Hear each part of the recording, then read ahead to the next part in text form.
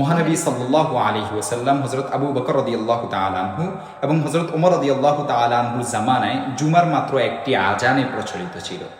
এই আজান দেওয়া হতো খতিব সাহেব যখন খুতবা দেওয়ার জন্য মিম্বরে বসতেন।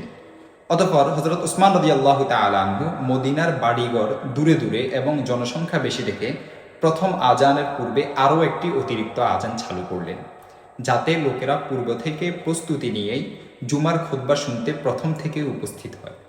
এই আজান শুনে লোকেরা জুমার সময় উপস্থিত হয়েছে বলে জানতে পারত। এভাবে ওই আজান প্রচলিত থাকল। এতে কেউ তার প্রতিবাদ বা সমালোচনা করল না। দেখতে পারেন সুনানে আবু দাউদ হাদিস নং 1087।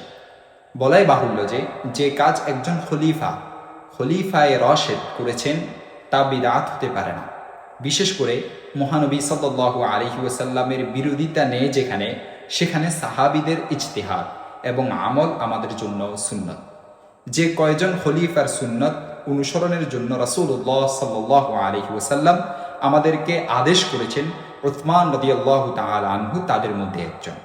রাসূলুল্লাহ সাল্লাল্লাহু আলাইহি ওয়াসাল্লাম বলেন, আলাইকুম বিসুন্নতি ওয়া সুন্নাতিল খুলাফাইর রাশিদিন। তোমরা আমার সুন্নত এবং খোলাফায়ে রশিদিনের সুন্নত আঁকড়ে ধরো।